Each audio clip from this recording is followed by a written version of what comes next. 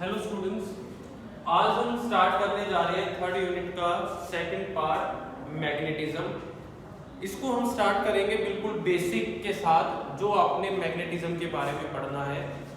जो वर्ड आपके पास मैग्नेटिज्म लिखा हुआ है, ये वर्ड आया है आपके पास मैग्नेट वर्ड से। और मैग्नेट जो आपने अब तक सुना है, जो देखी है, वो है एक छोटा सा ऐसा टुकड़ा जो आयरन, स्टील, कॉपर जैसी चीजों को अपने तरफ अट्रैक्ट कर लेता है, उसको आपने मैग्नेट बोला। ये जो मैग्नेट है, ये जिस फिनोमिना के थ्रू चीजों को अपनी तरफ अट्रैक्ट करता है, उसी फिनोमिना को हमने क्या बोला है, मैग्नेटिज्म कहा है। नेचुरल मैग्नेट जो अर्थ से हमें मिली वो था आयरन का ओर, आयरन ऑक्साइड आप बोल सकते हो, Fe3O4 फॉर्मूला था उसका, ओर ऑफ आयरन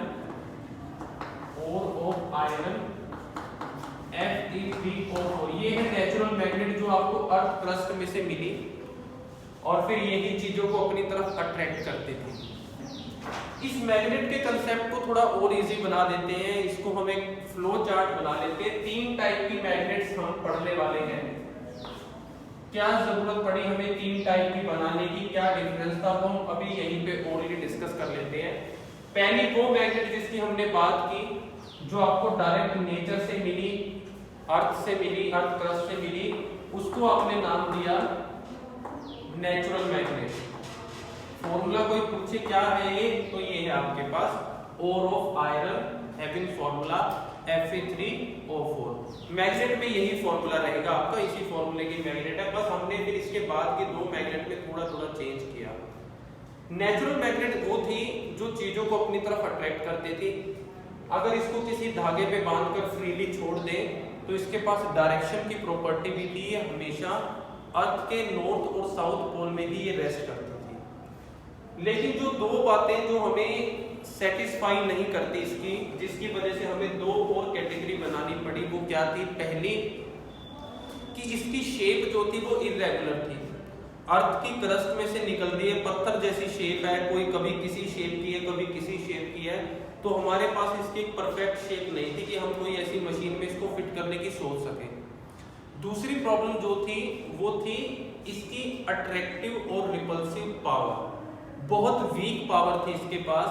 बहुत पास में अगर कोई आयरन की चीज पड़ी है तो ये अट्रैक्ट कर पाती थी, या फिर आप कह सकते हो अगर बहुत बड़ी आयरन की चीज है तो ये उसको अट्रैक्ट नहीं कर पाती। तो इसकी जो पावर थी, स्ट्रेंथ थी, वो क्या थी? बहुत वीक थी। हमें जरूरत थी इन दोनों ही केसेस में। कौन कौन से केसेस में? स्ट्रेंथ के केसेस में भी और शेप के केसेस में भी कुछ थोड़ा सा इम्प्रोवाइजेशन किया जाए, थोड़ा सा कुछ नई चीज हो कि हमारी प्रॉब्लम सॉल्व हो। तो हमने क्या किया, नेचुरल मैग्नेट से जो दूसरी मैग्नेट बनाई, जिसको नाम दिया हमने आर्टिफिशियल मैग्नेट, या फिर आप इसको क्या कहते हो, मैन मेड मैग्नेट। हमने मैन मेड या आर्टिफिशियल मैग्नेट बना दी। कैसे?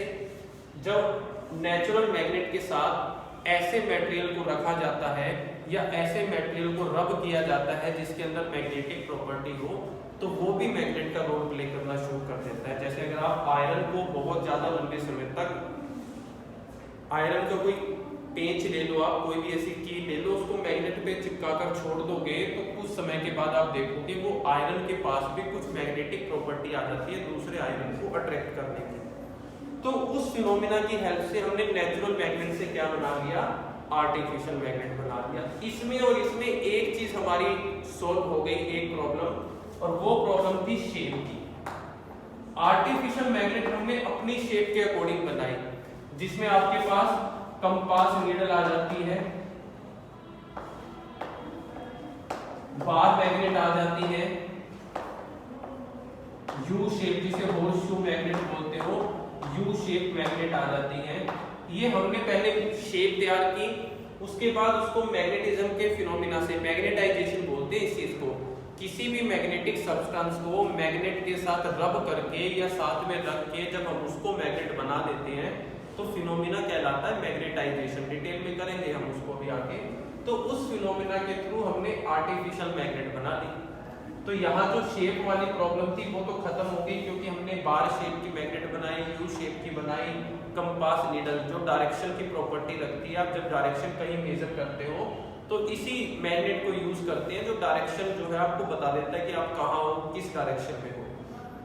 जब बात आई स्ट्रेंथ की तो नेचुरल मैग्नेट के कंपैरिजन में तो आर्टिफिशियल की स्ट्रेंथ ज्यादा थी, बट उतनी ज्यादा नहीं थी जितनी हमें चाहिए। इसके कंपैरिजन में ज्यादा क्यों थी? ज्यादा इसलिए थी, ये है नेचुरल मैग्नेट, अर्थ के क्रस्ट से निकली है, इसके अंदर कुछ ऐसे पार्टिकल भी मिक्सअप है जो मैग्नेटिक नहीं है, जिन्हें आप इम्प्योरिटी बोल देते हो। लेकिन जब आप आर्टिफिशियल बना रहे थे तो आपने सिर्फ वो मटेरियल उसके साथ रब किया या कॉन्टेक्ट में रखा जो प्योर मैग्नेटिक था, जैसे आपने प्योर आयरन को रखा, तो इसने जो प्रॉपर्टी एक्वायर की वो तो प्योर मैग्नेटिक प्रॉपर्टी थी, तो इसलिए इसके पास इससे थोड़ी सी ज्यादा स्ट्रेंथ आ गई। लेकिन फिर भी इसकी स्ट्रेंथ जो है इतनी ज्यादा नहीं थी कि जो हम चाहते थे वो काम हो सके। तो दोबारा देख लो, यहाँ दो कमियां थी, एक कमी दूर हुई पर दूसरी अभी भी हमारे पास रह गई। अब दोनों कमियों को दूर करने के लिए तीसरी कैटेगरी जो बनी वो थी आपके पास electromagnet, magnet due to electricity, due to current. ये आपने पढ़ा हुआ है पहले भी, दोबारा हम डिटेल में डिस्कस करेंगे ही। जब किसी सोलेनॉइड में से करंट पास कराया जाता है तो वो भी मैग्नेट का रोल प्ले करता है, जितना ज्यादा करंट उतना ज्यादा मैग्नेटिज्म। तो यहाँ पर आप स्ट्रेंथ अपने अकॉर्डिंग फिक्स कर सकते हो। अगर आपको मैग्नेटिक स्ट्रेंथ ज्यादा चाहिए तो आप करंट का अमाउंट बढ़ा दो, स्ट्रेंथ आ जाएगी। तो ये तीसरी कैटेगरी वो थी जिसने हमारी सारी प्रॉब्लम दूर कर दी। शेप की तो पहले ही हो चुकी थी, यहाँ भी आप शेप आपने सोलेनॉइड लिया तो आपको पता है सोलेनॉइड किसकी तरह ही बिहेव करता है, बार मैग्नेट की तरह। जैसे बार मैग्नेट होती है ऐसे सोलेनॉइड होता है। इसी चैप्टर में हम इस चीज को मैथमेटिकल भी प्रूव करेंगे कि बार मैग्नेट से जो मैग्नेटिक फील्ड का फॉर्मूला आता है सोलेनॉइड से भी वही फॉर्मूला आता है। तो शेप तो फिक्स हो गई, शेप की प्रॉब्लम सॉल्व, और स्ट्रेंथ की प्रॉब्लम अपने आप सॉल्व हो गई, क्योंकि स्ट्रेंथ तो यहाँ पर टोटली डिपेंड करती है करंट पे। करंट बढ़ा दो स्ट्रेंथ बढ़ जाएगी, यानी कि आप अपनी मर्जी की मैग्नेटिक फील्ड पैदा कर सकते थे, किसकी हेल्प से? इलेक्ट्रोमैग्नेट की हेल्प से। तो ये था मैग्नेटिज्म का हमारे पास कंसेप्ट। अब हम जो छोटी छोटी और चीजें हैं आपको पता होनी चाहिए, जो कंसेप्चुअल चीजें हैं वो हम करने जा रहे हैं। सबसे पहले आ जाती है इसमें एटॉमिक और molecular theory of magnetism, atomic and molecular theory of magnetism. Weber scientist थे, उन्होंने ये दी थी theory, atomic and molecular theory of magnetism. कुछ पोस्टुलेट्स हैं, कुछ प्रॉपर्टीज हैं मैग्नेट की थ्योरी के अंदर जो आपको बताई जाएंगी, आपको याद रखनी है। पहली, हर मॉलिक्यूल एक मैग्नेट का अपने आप में कंप्लीट मैग्नेट का रोल प्ले करता है। सिंपल लैंग्वेज में, अगर ये एक मैग्नेट है और मैं इसके अगर 3 टुकड़े कर दूं तो वो तीनों टुकड़े भी अपने आप में कंप्लीट मैग्नेट का ही रोल प्ले करेंगे। अगर इस मैग्नेट के 2 पोल हैं, एक नॉर्थ पोल है, एक साउथ पोल है, तो अगर इसके 2 टुकड़े बीच से कर दिए तो उस टुकड़े पे भी अपने आप 2 पोल आ जाएंगे, दूसरे वाले पे अपने आप आ जाएंगे। तो मैग्नेट के आप कितने भी टुकड़े कर दो, कितने भी पार्टिकल कंसीडर कर लो, हर पार्टिकल अपने आप में कंप्लीट मैग्नेट का रोल प्ले करता है। ये है थ्योरी का पहला पोस्टुलेट, लिख लीजिए। Every molecule of magnetic substance, every molecule of magnetic substance is a complete magnet,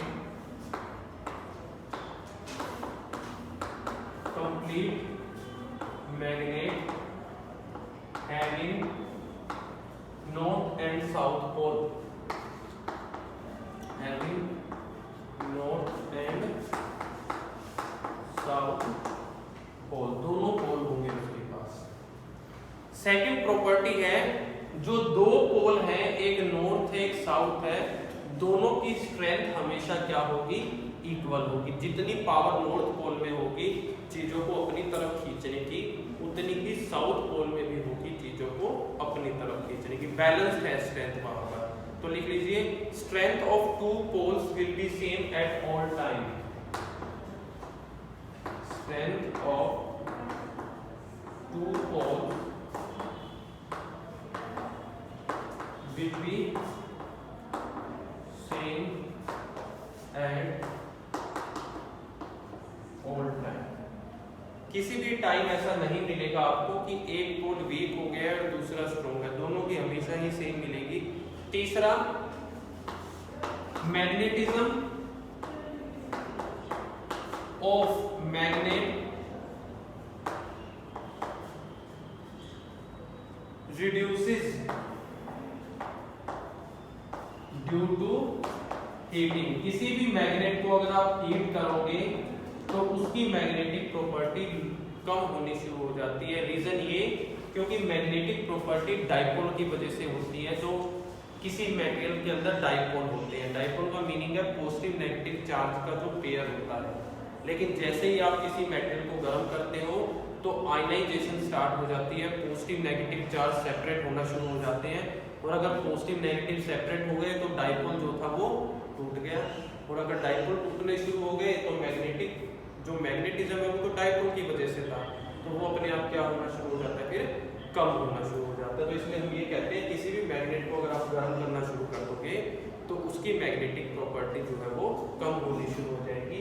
इन तीन के अलावा जो चौथा और लास्ट हमारे पास इसका पोस्टुलेट है वो शेप और साइज पे डिपेंड करता है। जैसे अगर ये आपने bar magnet Lee,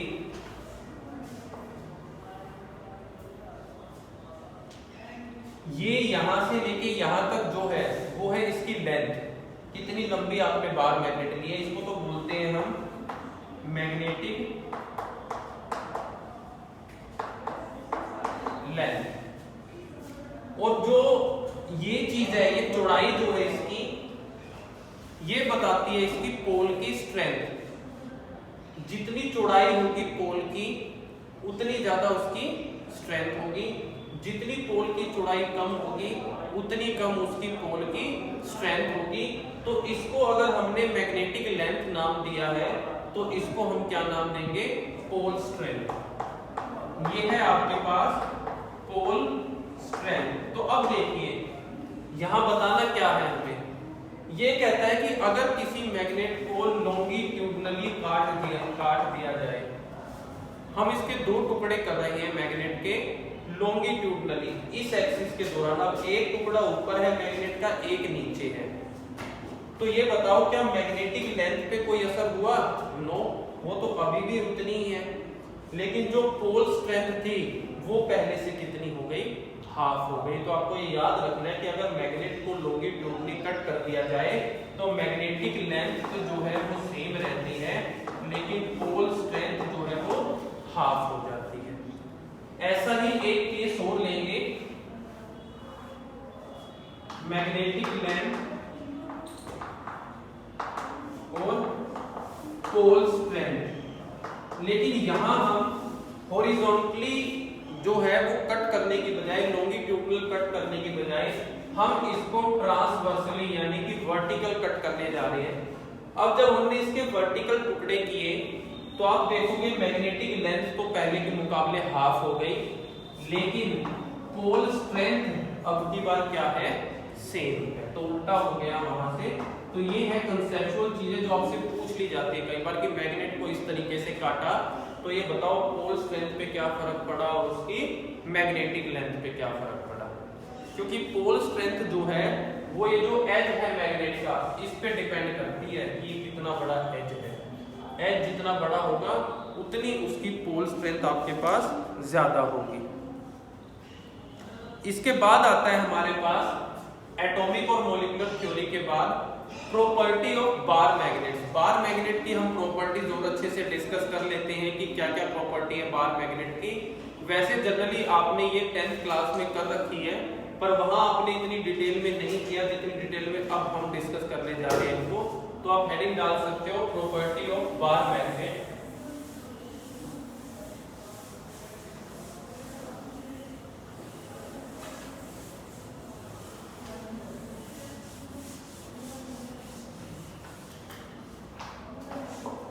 properties of bar magnet.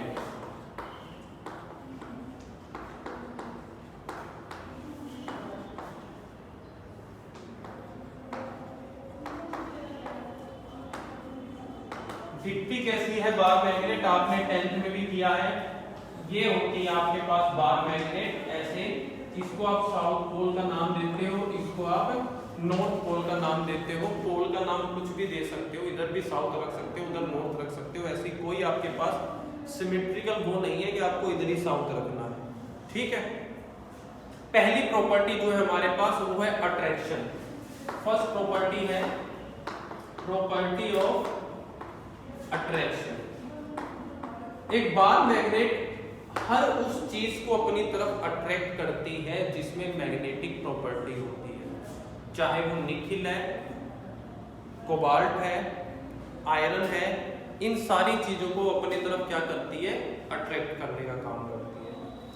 अगर किसी मैग्नेट को आप छोटे छोटे आयरन के पीसीस के ढेर के बीच में रख दोगे तो आप क्या ऑब्जर्व करोगे कि सबसे ज्यादा जो आयरन के पीसेस चिपके हुए हैं वो मैग्नेट के पोल्स पे चिपके हुए हैं, बीच में कम चिपके हुए हैं। जो बात ये बताती है कि मैग्नेट की सबसे ज्यादा स्ट्रेंथ कहाँ होती है, उसके पोल्स पे होती है।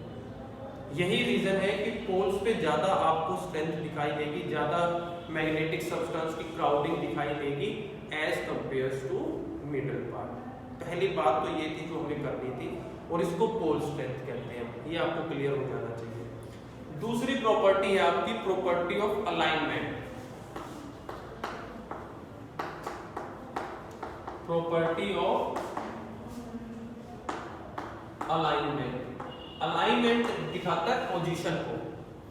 अगर आप इस बार मैग्नेट को एक धागे के साथ बांध के कहीं टांग दोगे और इसको फ्रीली छोड़ दोगे तो आप क्या देखते हो, ये हमेशा रेस्ट करती है geographical north and south direction. इसका मीनिंग ये हुआ कि इसका जो फेस अर्थ के नॉर्थ की तरफ होगा वो इसका नॉर्थ पोल होगा, और जो फेस अर्थ की साउथ की तरफ होगा वो इसका साउथ पोल होगा। तो ये हमेशा नॉर्थ से साउथ की डायरेक्शन में ही रेस्ट करती है। इसके बीच में से जो एक्सिस जा रही है, अगर इसके बीच में से मैं एक्सिस पास करूं ये, तो इसको बोलते हैं इसकी एक्सियल लाइन। और अगर इसके वर्टिकल बीच में से कोई एक्सिस जा रही है तो इसको बोलते हैं इक्वेटोरियल लाइन। आप इन वर्ड्स के हैबिचुअल हो चुके हो, ये आपके लिए नए वर्ड नहीं है एक्सियल और इक्वेटोरियल, क्योंकि आपने फर्स्ट यूनिट में दोनों वर्ड्स पढ़ रखे हैं अच्छे से कि एक्सिस के बीच में से जाने वाली लाइन को एक्सियल लाइन बोलते हैं, और जो ऊपर से आती है उसको हम बोलते हैं इक्वेटोरियल लाइन, ठीक है। तीसरी प्रॉपर्टी बहुत simple, like pole repel each other unlike poles attracts each other. बहुत ही कॉमन प्रॉपर्टी है चार्ज की तरह। जिस तरीके से सेम चार्ज एक दूसरे को रिपेल करता है और unsame charge opposite charge attract करता है, वैसे ही लाइक पोल यानी कि नॉर्थ नॉर्थ को रिपेल करेगा, साउथ साउथ को रिपेल करेगा, but unlike pole north south को अट्रैक्ट करेगा और साउथ नॉर्थ को अट्रैक्ट करेगा। बहुत ही कॉमन प्रॉपर्टी है। Next property of pairs.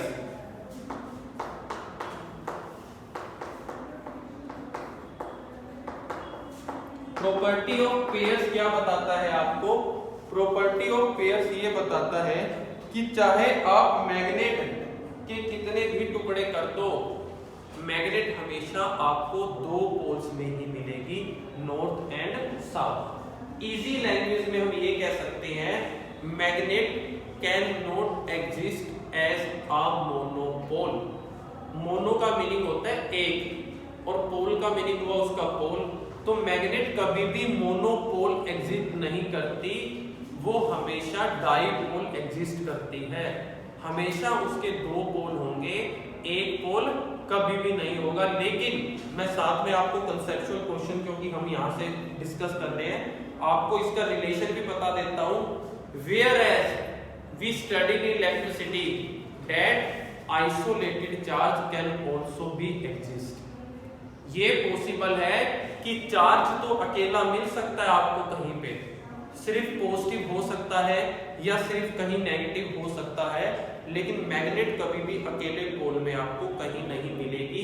ये डिफरेंस है इलेक्ट्रिसिटी और मैग्नेटिज्म के बीच का, बहुत ही मेजर डिफरेंस, कि चार्ज तो अकेला मिल सकता है, आइसोलेटेड मिल सकता है, लेकिन आइसोलेटेड पोल के साथ आपको मैग्नेट कभी नहीं मिलेगी कहीं पर भी। चार्ज तो मिल जाता है, आप कहते तो हो this body is negatively charge. Negatively charge का मीनिंग ये है कि उस पे नेगेटिव चार्ज ज्यादा है, यानी कि अगर उस पे 5 पॉजिटिव है तो उस पे 6 नेगेटिव है एक तरीके से, तभी तो नेगेटिव ज्यादा है। तो 5 पॉजिटिव ने 5 नेगेटिव को तो बाउंड कर लिया, पर छठे वाला नेगेटिव तो क्या हो गया, एक्स्ट्रा, तो वो तो अकेला हो गया। तो यानी कि अकेला चार्ज हो सकता है अकेला उस पे, पर यहाँ तो हमेशा पोल्स क्या मिलेंगे आपको, पेयर में मिलेंगे। ये डिफरेंस याद रखना है। लास्ट प्रॉपर्टी है property of induction. Property of induction. Induction word आपने क्लास 10th में सुना था। 2 कंसेप्ट आपने पढ़े थे, सेल्फ इंडक्शन और म्यूचुअल इंडक्शन। जनरली इंडक्शन का मीनिंग होता है अपना इन्फ्लुएंस किसी दूसरे पे डालना बिना टच हुए। जैसे कई बच्चे ऐसे होते हैं क्लास में कि टीचर को उनके पास जाके उनको थप्पड़ लगाने की जरूरत नहीं है, वो सिर्फ टीचर के कहने से ही मान जाते हैं। तो यानी कि टीचर का इन्फ्लुएंस बिना उस बच्चे को टच किए उसके ऊपर हो गया, जो कहा गया उसने वो कर लिया। यही सेम चीज वो सब्सटेंस जो मैग्नेट के पास लाने पर या मैग्नेट के पास लेकर जाने पर अपने अंदर मैग्नेटिक प्रॉपर्टी एक्वायर कर लेते हैं, तो वो किस फिनोमिना के अंदर आते हैं, हमारे पास इंडक्शन के अंदर आते हैं। कुछ चीजें ऐसी हैं कि उनको अगर मैग्नेट के सिर्फ पास ले जाकर के आप रख दोगे तो वो मैग्नेट की प्रॉपर्टी अपने अंदर जो है वो एक्वायर करना शुरू कर देते हैं बिना किसी फिजिकल कॉन्टेक्ट के। इस प्रोसेस को हम बोलते हैं प्रॉपर्टी ऑफ इंडक्शन। तो ये थे हमारे पास बार मैग्नेट की प्रॉपर्टी। बार मैग्नेट को भी और भी हम डिटेल में करेंगे जब हम मैग्नेटिक फील्ड का कंसेप्ट शुरू करेंगे। आज की वीडियो को ओवर करने से पहले एक छोटा सा टॉपिक और हम अभी स्टडी करेंगे इसमें, उसके बाद तो फिर नेक्स्ट वीडियो में ही हम मैग्नेटिक फील्ड और बार मैग्नेट को डिस्कस करेंगे। वो जो एक टॉपिक और हम स्टडी करने जा रहे हैं उसकी हेडिंग आप डाल लीजिए, कूलॉम्स लॉ इन मैग्नेटिज्म। आपने कूलॉम्स लॉ यूनिट फर्स्ट में किया था इलेक्ट्रिसिटी के लिए, इलेक्ट्रोस्टैटिक के लिए। अब वही कूलॉम्स लॉ आपके पास मैग्नेटिज्म में भी है। कूलॉम्स लॉ इन मैग्नेटिज्म बिल्कुल सेम, आपने सिर्फ चीजों को रिप्लेस करना है with present quantities of magnetic field. Electrostatic में कूलॉम्स लॉ को आपने पढ़ा कि 2 चार्ज अगर एक डिस्टेंस से सेपरेट किए गए हैं तो जो उनके बीच की फोर्स होगी वो प्रोपोर्शनल होगी product of there charges, magnitude of charges, और इनवर्सली प्रोपोर्शनल होगी square of distance between them. यहां भी वही चीज है, अगर ये मैग्नेट है, इसके 2 पोल्स हैं, अगर इस पोल की स्ट्रेंथ m1 है और इसकी स्ट्रेंथ m2, स्मॉल m और m2, और इसके बीच का जो गैप है वो आप अपने हिसाब से कंसीडर कर लीजिए। मान लो आपने r लिख दिया 2 पोल्स के बीच का गैप। तो कूलॉम्स लॉ इन मैग्नेटिज्म ये कहता है the force between these 2 poles are directly proportional to product of their pole strength and inversely proportional to square of distance between them. वही चीज है, बस जहां मैग्नीट्यूड ऑफ चार्ज था वहां पोल स्ट्रेंथ का मैग्नीट्यूड आ गया है, डिस्टेंस अभी भी क्या है, सेम है। तो हम लिख लेते हैं definition, the force between 2 magnetic poles, force between 2 magnetic poles is directly proportional to product of their pole strength and inversely proportional to square of distance between them। कोई मुश्किल डेफिनेशन नहीं है आपके लिए, ये बिल्कुल सेम एग्जैक्ट कॉपी है Coulomb's law in electrostatic की। सो अकॉर्डिंग टू लॉ क्या आ गई हमारे पास mathematical relation, F proportional to m1 m2 upon में r का स्क्वायर। प्रोपोर्शनलिटी हटाओगे तो यहाँ एक कांस्टेंट लगेगा जिसको हम k बोलते हैं, और ये वही कांस्टेंट है जो आपने पहले किया है। इस k की वैल्यू आप कर चुके हो, इक्वल होती है म्यू नॉट अपॉन में 4 पाई, आपने किया हुआ है ये। इसकी वैल्यू भी आपको पता है क्या होती है, इसकी वैल्यू होती है 10 की पावर -7 वेपर पर एम्पियर मीटर। कर रखा है आपने, ये कहाँ किया है अगर याद दिलाऊं तो आपने बायोट-सैवर्ट लॉ में इसको किया था, जब आपने प्रोपोर्शनलिटी हटाई थी तो आपने यही कांस्टेंट वहां पर लगाया था म्यू नॉट अपॉन में 4 पाई, उसकी ये वैल्यू होती है। और ये मैग्नेटिक की, हाँ इसको परमिएबिलिटी बोलते हैं हम।